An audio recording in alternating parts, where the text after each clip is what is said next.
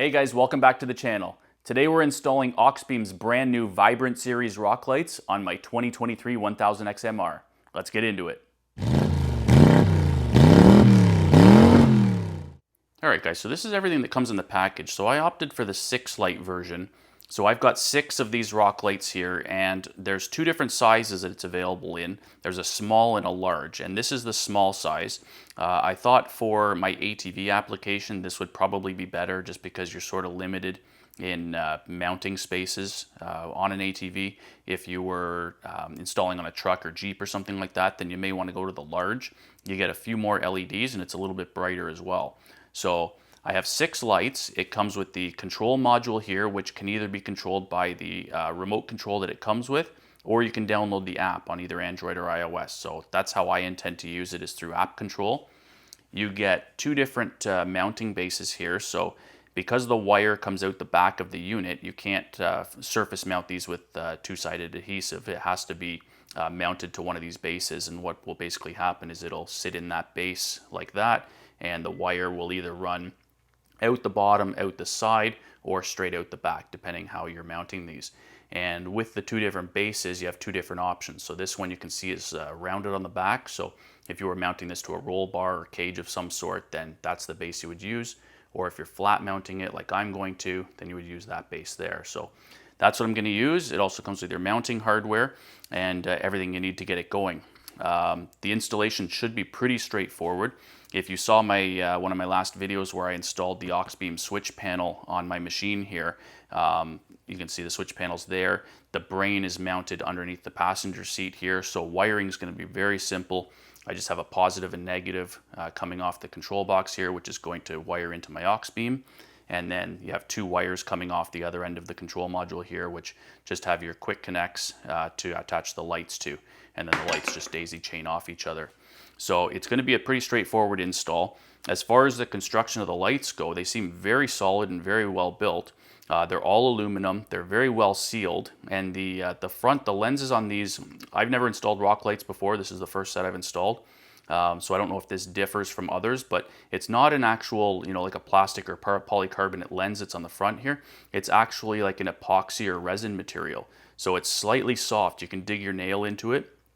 So it's sort of poured in there and then left to harden. So it makes it for very durable if anything's hitting that while it's underneath the machine, or for waterproofing. It should be really well sealed against the elements, especially when it's submerged on the bottom of the machine there.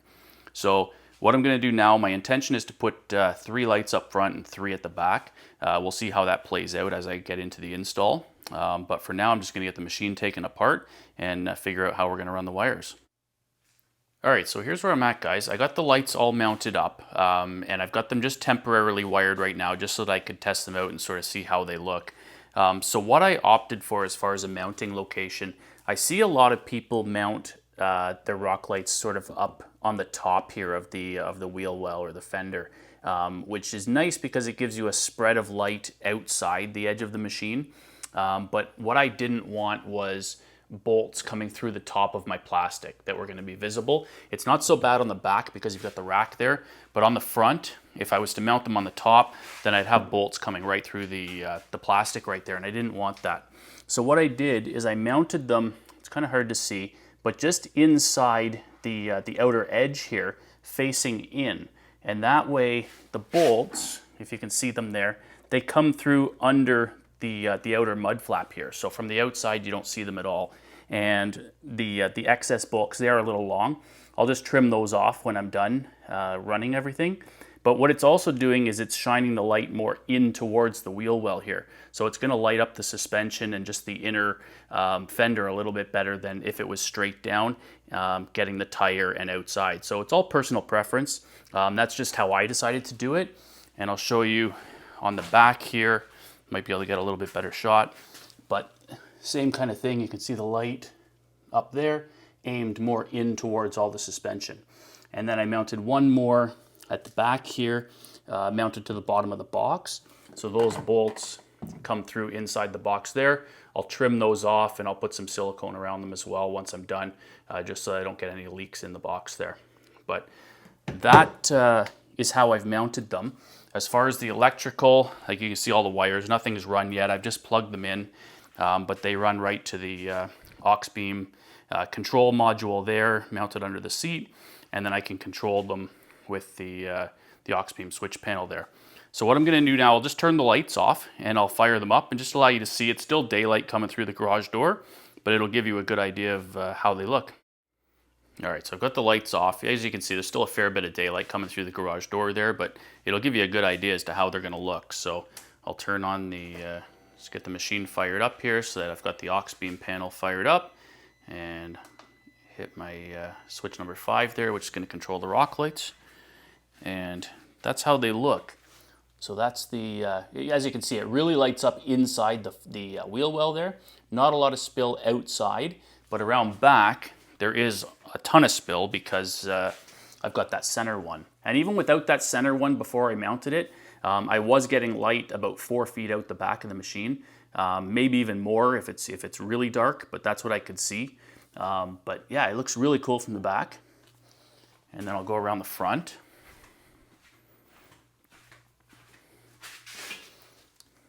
And there's the front one. So I think it's a good amount of light, and I like that it's contained within the wheel well. So now it's just a matter of getting the wiring all tidied up and run properly, and trying it out at night and seeing how it looks. All right, guys, so I got everything all wired up. Everything's mounted. Got all the wires run nicely. I tried to follow the factory wiring wherever I could, but you can see up underneath here, all the wiring's covered in loom and tucked nicely. It runs from this side through there, following factory wiring to the other side. And I mounted the control box just on the right side here, right to that flat piece of frame right there.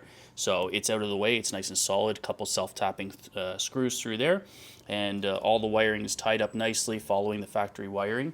And it's all run to the Auxbeam panel right here under the passenger seat. So super easy to install and keep everything clean. And then it's controlled by the switch panel right there. So you can see I've added the rock light switch, and everything works well. So I'll show you the front here on the one side. So you can see the light up under there, and then I just followed the headlight wiring and just tied everything nice and cleanly up out of the way. So it's not super bright right now, the lights, obviously, because it's bright daylight, and I've got the lights on in the garage here as well as a light on the camera. So I'll do a night test as soon as we get some darkness here, and we'll see how it looks at night. And just one more thing, guys, just before we do the night test. I did only end up installing 5 of the lights. I put 1 on each corner, so 1 in each wheel well above the tires, and then the 1 in the back on the center, sort of right above the tiger tail. I didn't put the 6th one in the front, just because I couldn't really find a good spot to put it where it was actually going to give any sort of meaningful light. I was looking in behind the grill here, but there's such little space for the light to shine through the grill. Plus the lights, the way they are in the wheel well already, because they're shining in towards the center of the machine, some light's already going to make its way into there. So I thought about mounting it somewhere in behind the rad here, but I just couldn't really find a good spot to do it. So for now, I've left that 6th light uninstalled. But on the back here, you can see I've got the 1 mounted to the bottom of the box there. And I think you'll see later at night, it's lighting up the that center area really well, and it lights up onto the floor as well when the lights aren't on. So yeah, I'm really happy with how it's turned out. We'll see how it looks in the dark, and we'll go from there. All right, guys, now hopefully you can see this okay. This camera doesn't do too well at night, but I've got the lights just on a white light right now, and you can see just how bright they are. You got a lot of spill out the back. I'm not getting a lot out the side, like I talked about earlier, because the lights are aimed in towards the machine, towards the center of the machine, so I'm not getting a lot of spill out the sides, which I'm fine with. But if you did want the spill out the side, then mount them to the top and aim them down, and then you'd get all this kind of spill out the back here. So it does look really good. I'm really happy with it.